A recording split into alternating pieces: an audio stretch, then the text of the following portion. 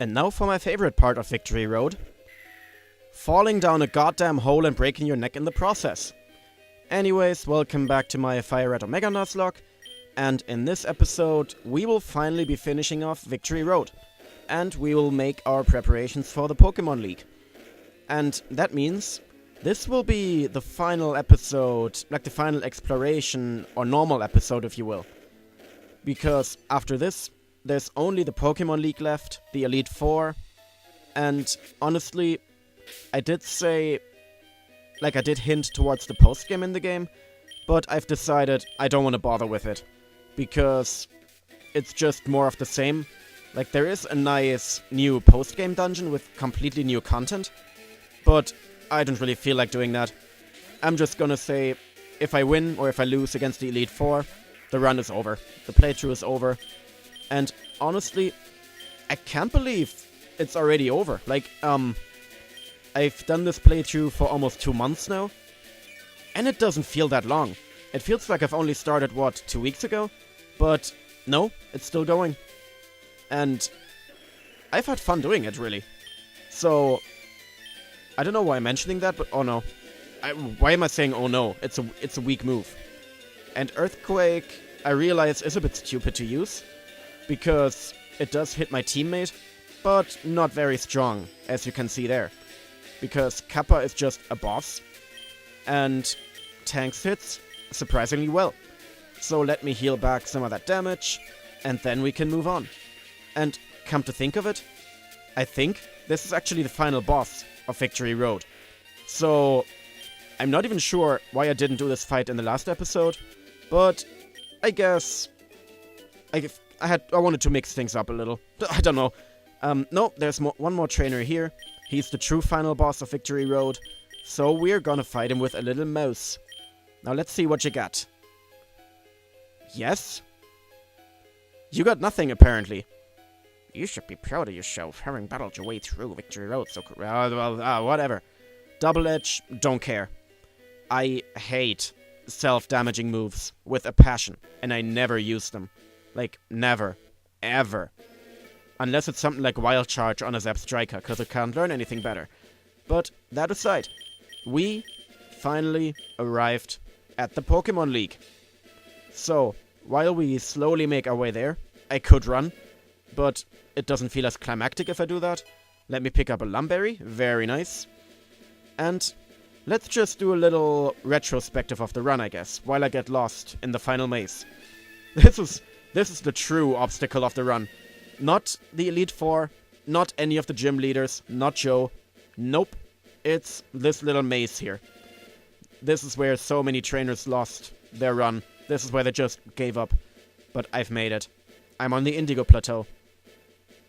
Okay, so as I said, I would like to do a little retrospective about my teammates. So, we have Sponge here. Actually no, let me do them in sort of an order that makes sense.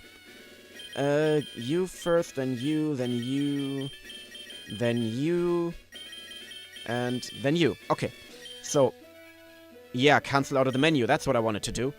No, here we got Juice. I met him on Route 12 at level 10. Why did I say 12? It's Route 2. And I got him when he was still a little level 10 Torchic. So, and he was a gift Pokemon. So, if I wanted to use another gift, I would have had to ditch him. Which I didn't want to do. And he became a really, really useful team member. As you can see here, with decent speed, high attack and special attack. He's basically the powerhouse of the team. And, you know, looking at the moveset, I realize I should get rid of Strength and give him Dig. Okay, then next we have Kappa, met on Route 6 at level 17 as a Lotad. Or was it a Lotad or a Lombre? I can't even remember. I think it was a Lotad. Yeah, so in the stats here we see Kappa, she's very well-rounded, with emphasis on special attack, which is good because Surf, Giga Drain, and Ice Beam all go off the special stat. And Kappa has just been a real beast, an unexpected beast at that. Like, with her high HP and solid defenses, she's been able to survive quite a few hits. and dish out good damage in return. And also, Fake Out is a really nice versatility move, which means I could switch her into any situation, or even start a battle with her, get in some free damage, and just immediately get her out again. So, yeah, let me back out of it again. I don't know. I didn't know why I did that. Then next we have Draco, my favorite team member. Sorry guys, yeah, he's my favorite. Obviously, as you can tell, he is shiny. I found him as a shiny Zubat in Mount Moon at level 15. And although I already did have a catch on Mount Moon, as it was a shiny, the shiny clause triggered, and I was able to catch it. Now, with Draco, I happened to catch him in a time of despair, really. Because when one of my team members died, I think it was Oracle, the Gardevoir? I can't even remember right now, I think it was Gardevoir. Or maybe not after a death, but what I wanted to do is, I wanted to grind up some potential new team members. And one of them was Apom. But even in the mid-20s, Apom still didn't have a decent move. Like, it had Astonish, and probably Fury Swipes. So I've decided, you know what? No, I'm gonna go back to Route 4, and give my Apom Mega Punch, so it can at least fight for itself a little. But on the way there, I had to go the long route from, like, Cerulean through Mount Moon, Route 2, that kind of thing. And, yeah, on the way to Route 4, I ran into this little bugger. And, yeah, you see here, great HP, not bad in the defensive stats either, extremely high speed and good attack. So, Draco is kind of my revenge killer of the run, and my glass cannon really. Because, so far, Draco's biggest accomplishment has been using Shadow Ball and one-hit kill my nemesis, the Jinx, of my rival Joe. So, Draco, I hope you survive. You have to. You're my #1 choice. Then next we have Jackie, the Hypno. I only added her to the team out of necessity, really. Caught her at level 17 on Route 11, as you can see. And, yeah, so what happened was in Sylph Co, my Xatu died, Azteca, to a critical hit pursuit while switching out from a Murkrow. And I absolutely did not expect that, because I was quite over-leveled at that point. But, yeah, tragedy struck, and I had to improvise. And that's when I realized my team is lacking a bit in the special defense side. And so, you can't really go better specially defensive than Hypno, as you can tell. And Hypno's role has been kind of a secondary Jinx killer with Shadow Ball, because Jackie can take anything that Jinx dishes out, and can't even be put to sleep by, like, Lovely Kiss. And with Shadow Ball, she can deal decent damage to, like, another Psychic Pokemon. Then next up we have Quiet, the Dusclops, who I also added to the team after realizing I need a bit more bulk. So yeah, HP could be a bit higher, but the two defenses are great. And moveset, pretty obvious, just a physical attacker really. Like, take hits well, dish out alright damage with your 128 attack, and if necessary, she can even burn enemies with Will-O-Wisp, which will probably come in handy against a certain fighting Elite Four member. And finally we got Sponge, the unexpected hero of the team. Yeah, so Sponge's strength is special defense, and while it's not really stellar in anything, it's still been a useful team member, which I never would have expected from a Minun. Now, the moveset is really lackluster. It's only got one attacking move, and other than that, just a few utility moves, including Encore, which is very situational. But I'm putting my money on Sponge for being very useful. And to make Sponge more useful, I have decided... bear with me 1 second. I've decided to give him a TM, which is Light Screen. Light Screen, what it does is, it stays up for 5 turns, and it cuts the strength of special attack by 50%, which is really, really good to have.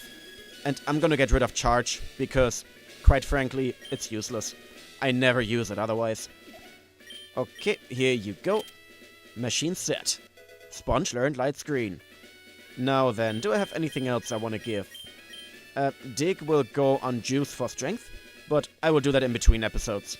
Because I have to fly to Lavender, to the move relearner and everything, and you don't want to see that. Then Psychic. Could give it to Quiet. Don't want to, though.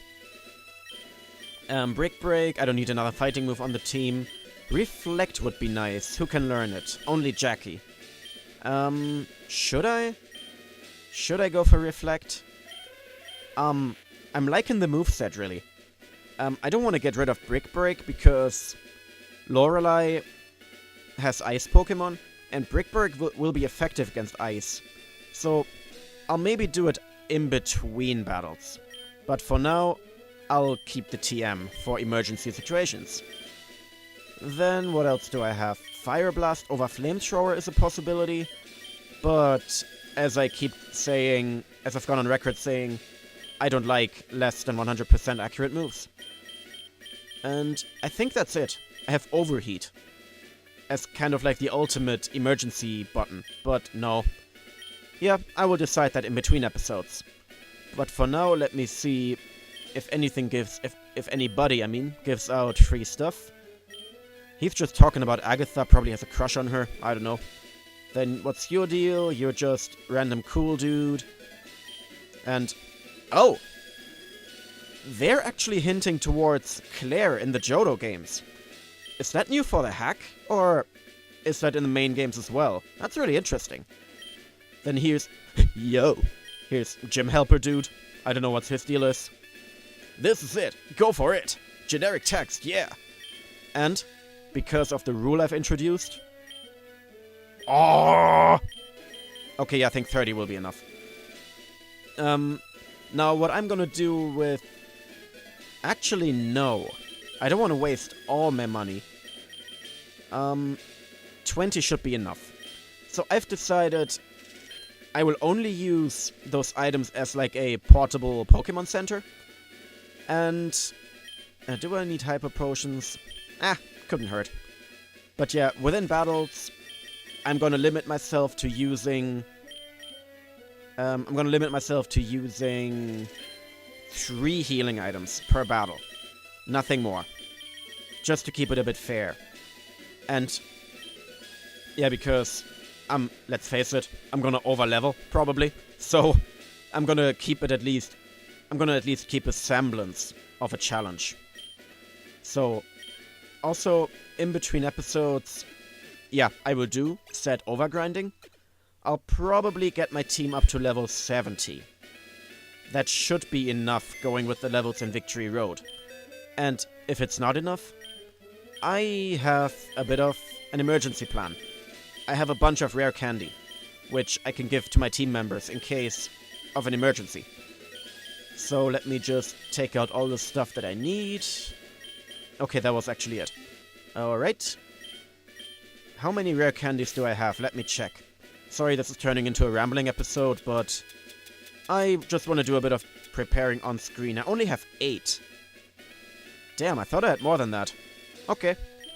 But now that we figured that out, I will save my game, overwrite my old file, not turn off the power because I've reached the Indigo Plateau, and I will see you next time. Goodbye.